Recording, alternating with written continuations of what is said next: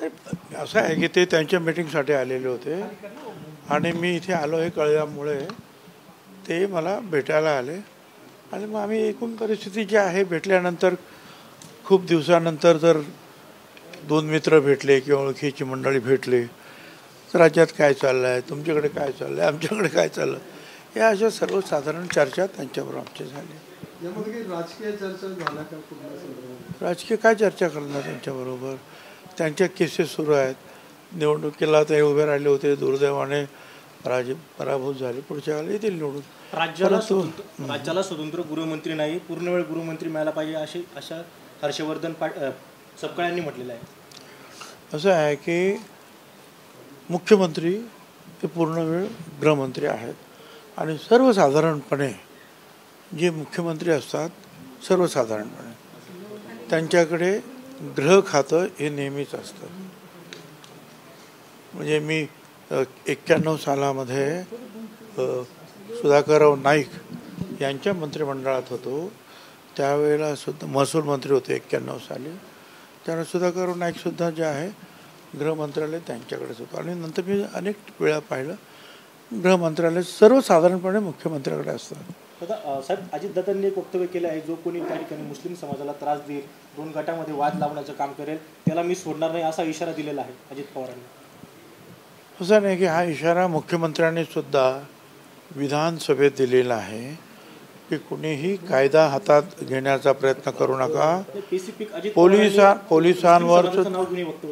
पोलिसांवर सुद्धा कोणी जर हल्ले केले तर त्यांना अजिबात सोडणार नाही. मुस्लिम समाज असेल, हिंदू समाज असेल, सिख असेल, ईसाई असेल, कुणी असेल, जे या देशाचे नागरिक आहेत, संविधानानं त्यांना शांततेनं राहण्याचा हक्क त्यांना प्राप्त झालेला आहे. अशा वेळेला कुणीही कुणावर हल्ला न करता शांतता भंग होणार नाही याची काळजी घेतली पाहिजे. आणि आपल्याला कल्पना आहे की 16 लाख कोटीचे जर आपल्याकडे उद्योग येणार असतील आणि त्याच्यामध्ये हे अशा रीतीचं अशांततेचं वातावरण जर असेल तर येणारे उद्योग कदाचित थांबतील. म्हणून माझी सगळ्यांनाच विनंती आहे, राज्याला जर आपल्याला पुढे न्यायचं असेल तर उद्योगधंद्याची अतिशय आवश्यकता आहे. त्यातून आर्थिक परिस्थिती या राज्याची सुधारणार आहे आणि आपण अनेक जे खर्च जे आता वाढलेले आहेत, आपल्याला माहिती आहे खर्च आपले वाढलेले आहेत, शेतकऱ्यांना पूर्णपणे आपल्याला मदत करावी लागते आहे. मग अशा वेळेला जर राज्याचं उत्पन्न जर वाढवायचं असेल तर उद्योग जास्तीत जास्त आले पाहिजेत.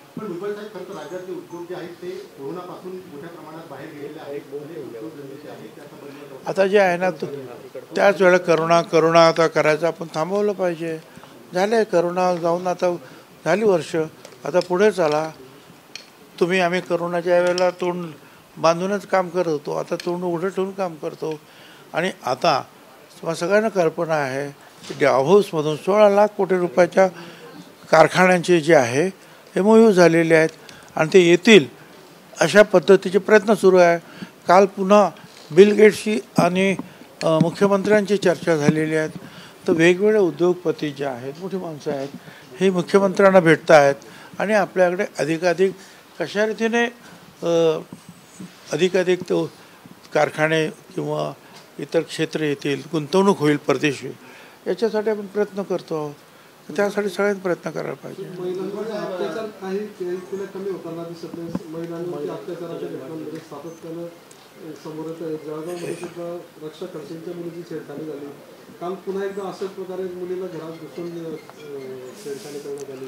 असं आहे, हे खरं आहे की आजकाल मला समजत नाही की आपल्या हा साधू संतांचं राज्य आहे आपलं, फुले शाहू आंबेडकरांचं राज्य आहे, छत्रपतींचं राज्य आहे आपलं.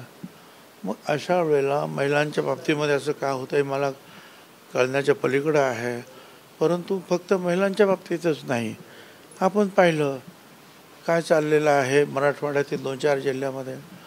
मग ती देशमुखांची केस असेल, सूर्यवंशी म्हणून जे दलित समाजाचे आहेत त्यांना ते पोलिसांच्या मारहाणीतच त्यांचा मृत्यू झाला असं न्यायदंडाधिकाऱ्यांचा पूर्ण 250-300 पानांचा अहवाल बाहेर आला.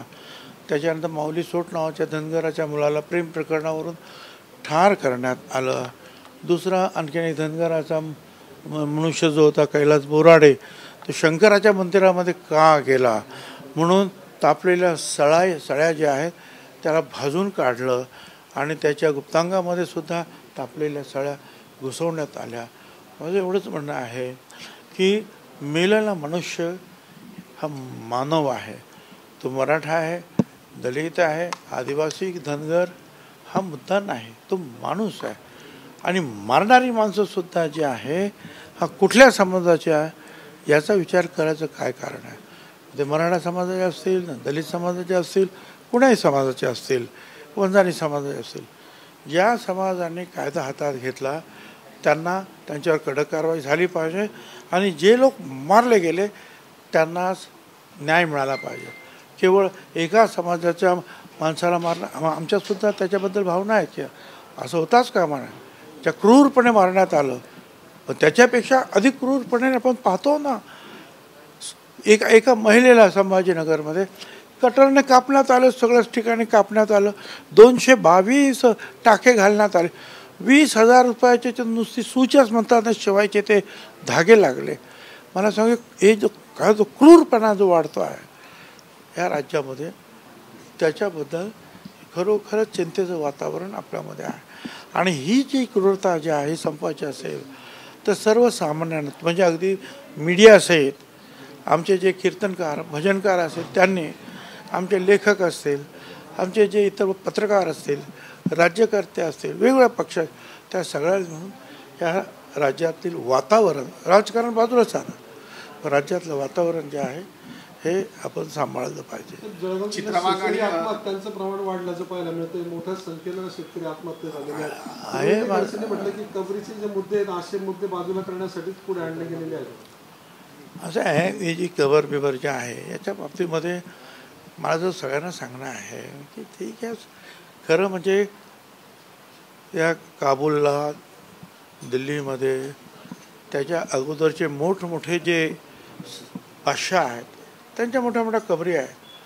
परंतु हा औरंगजेब शपथ घेऊन आला छत्रपती शिवरायाचं राज्य संपवण्यासाठी, ते तो संपू शकला नाही. शेवटी 99 वर्ष झाल्यानंतर त्याला नगरमध्ये त्याचा मृत्यू झाला आणि त्याला इथेच महाराष्ट्राच्या मातीत गाडून घ्यावं लागलं. हा या महाराष्ट्राचा पराक्रमाचा इतिहास आहे. आता ठीक आहे, काही लोकांना वाटतं ते काढा, अमुक करा, तमुक करा, आणि आता तर ते कोर्टातच प्रकरण गेलेलं आहे. आपल्यासमोरचे मुद्दे हे नाहीत. आपल्यासमोरचे मुद्दे आताच तुम्ही सांगितलं, शेतकऱ्याच्या आत्महत्या कशा थांबतील, बेरोजगारांना काम कसं मिळेल, कायदा हातात घेत आहेत लोक, ते कसं थांबेल, महिलांचे जे आहे बाबतीमध्ये जे अन्यायकारक वातावरण आहे ते कसं थांबेल, याच्यावर आपण लक्ष दिलं पाहिजे. अनिल परब आणि चित्रा वाघ यांचा वाद मिटण्याची शक्यता आहे. अनिल परब आणि चित्रा वाघ यांचा वाद मिटण्याची शक्यता आहे. प्रत्येकाने आपापल्या जे आहे भाषेवर, बोलण्यावर थोडंसं जे आहे कंट्रोल केलं पाहिजे. आपल्या वतीने सल्ला आहे त्यांना दोघांना, सगळ्यांनीच, दोघांना नाही, जे जे राजकारणामध्ये आहेत ते आमदार आहेत, मंत्री आहेत, नाही आहेत, बाहेर आहेत, आत आहेत, कोणी आहेत, बोलताना जे आहे आपण महाराष्ट्रामध्ये आहात, पुरोगामी राज्य आहे आपलं, हे कुणी लक्षात ठेवायला पाहिजे. की फडणवीसांना जे आहे ते जवळचेच लोक टार्गेट करत आहे, आमची गरज नाही, काय सांगा? आता ते फडणवीस जे आहे ते स्वतः नागपूरला गेलेले आहेत, पोलीस त्याचा तपास करतील आणि हे करणारा जो कोणी असेल, हे पेटवणारे जो कोणी असतील त्यांना मी सोडणार नाही असं फडणवीसांनी जाहीर केलेलं आहे. जवळचे लोक टार्गेट करत आहे फडणवीसांना असं म्हटलेलं वडेट्टीवार. जवळचे लोक फडणवीसांना टार्गेट, मी तेच सांगितलं ना, त्याचं चौकशीत बाहेर येईल ना, ते सुद्धा आपल्यापेक्षा जास्त माहिती त्यांच्याकडे आहे. त्याच्यामुळे देशाचं गृह खातं झोपलेलं आहे का असा सवाल देखील वडेट्टीवारांनी विचारलेला आहे. कोरटकर दुबईला पळून जातो. देशातल्या गृह खात्याचा काय संबंध आहे? देशातल्या गृह खात्याकडे पूर्ण देशाचं काम आहे. काय कोरटकर जो आहे हा किती दिवस पळणार आहे, त्याला यावंच लागेल. कायद्याच्या हवाले करावंच लागेल त्याला. काही दिवस गेला असेल तर परत येईल, त्याच्यावर वर्णन काढलं जाईल.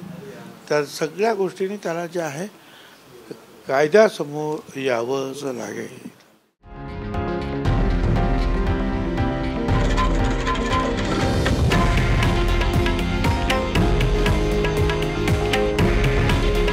हे आहे देशातील नंबर 1 न्यूज नेटवर्क आणि आपण पाहत आहात TV9 मराठी.